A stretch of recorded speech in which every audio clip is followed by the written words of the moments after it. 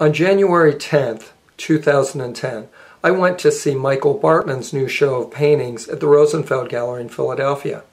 I got a chance to talk to Michael and ask him about his work and his life.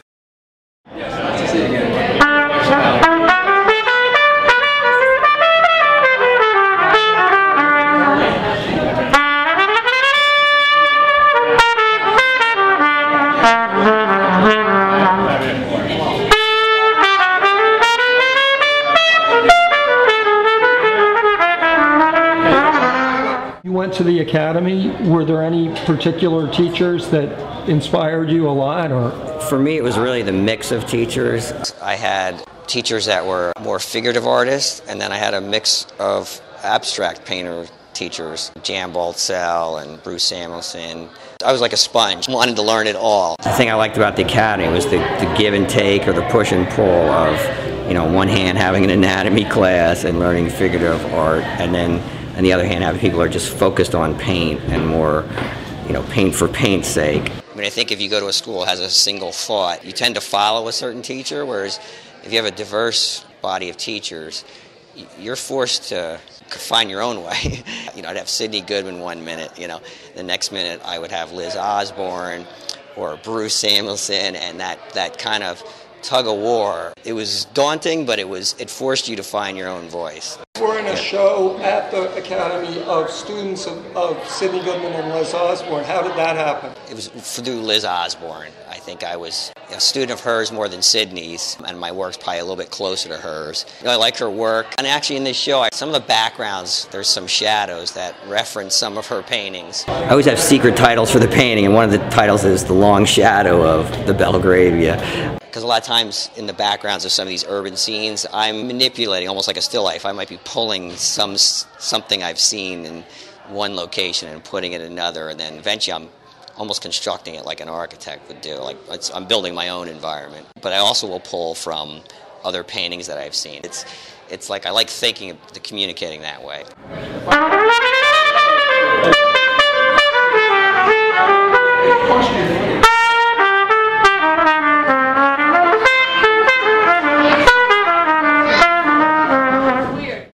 I had a career as a landscape architect. Most of my work is kind of a convergence of what I learned as a painter, and also the background as a landscape architect slowly crept into my work.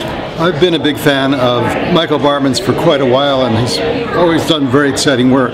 But this show has made me really rethink about the relationship between subject matter and the rest of a painting. His subject matter is buildings and structures, but if you look at a lot of the paint, it takes on a life of its own and has absolutely nothing to do with the structure of a building. It's just beautiful, beautiful painted surfaces that give you an emotional impact, and they work almost in opposition to the perspective and the drawing of the space.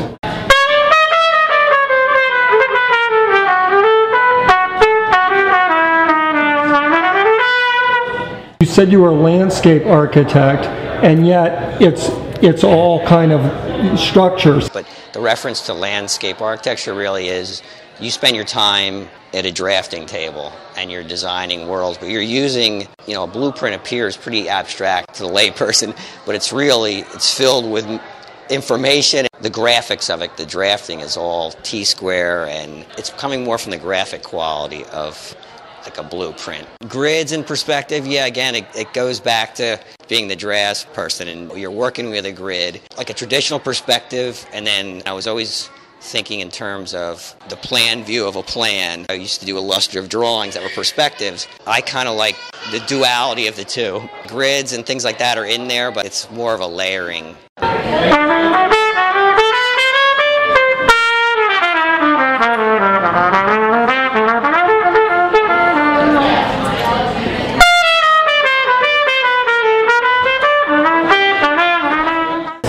Everyone has heard of Whistler's mother, but you're Bartmann's mother? Yes. How long has your son been painting? A long time. Was he an artistic kid, or? He won a small contest when he was about 8 years old. Actually, he was supposed to be 12 years old, and his sisters entered it under false identification. And he won? And he won. And that started on the... I think that might have been the beginning. I don't know. Was there any sibling rivalry growing up with your brother? No. Mike was like way ahead of anybody else. Where is he in the pecking order of kids? He's the youngest. Oh, okay. He's the baby. No, there was no sibling rivalry. And my older sister's a lawyer, so... That doesn't really compete. She makes the money.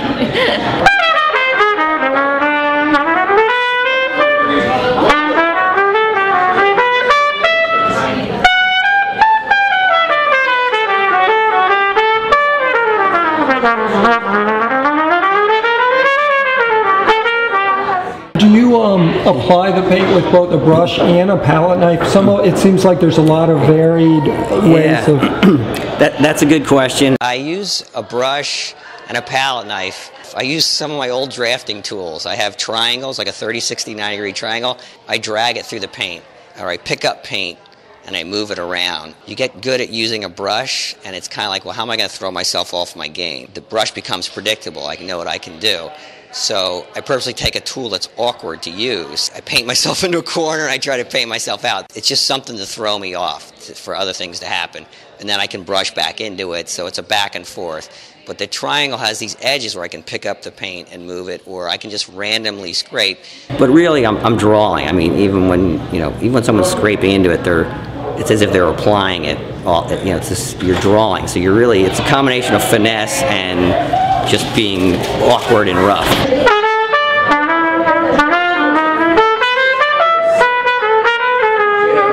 Are you friends with Michael? Yes. Oh, what do you think of his show? Oh, I love it. I love it. What do you think of his show? Pretty cool. What do you think of his show? The color and the brushwork has an intensity that has not been seen in many years. I use a Galkid medium, a Galkid slow drying. I used to use Stand Oil, but I got frustrated with the traditional oils. After you put on like 7 layers, they won't dry. And with this, I can put as many layers as I want. It all starts with a line drawing. There's a very kind of almost anal line drawing underneath. Sometimes I've done it with charcoal. No, I actually used a very non-expressionistic number 2 pencil type thing. It's really a drafted line. I don't like to work out of chaos. I like some little underlying structure. And some of the work you can see the pencil. I try to leave the pencil, not all of it, but it's under there. I use a lot of mixed earth tones with cooler primaries. I use a lot of cadmium red deep. I don't like cadmium red light. I mix almost entirely on the canvas. I don't pre-mix, so again, it's another way to throw me off my game and be less predictable. Layer after layer, and I try to leave the layers there and let some of the paint mix in, so it's colors I couldn't possibly think up ahead of time. In the beginning of painting, I feel like I'm shoveling the paint on, and then I move it around. I don't care if it's not an exact spot right away. I tend to lay a quietness over it, and some of that's by scraping through the paint. I smash down some of the expression. I mean, that's really what I'm looking for. If it gets too expressionistic, I don't like it. I want to smash it down. I don't know if that's a personality thing, but I just know I got to put it on and then quiet it down.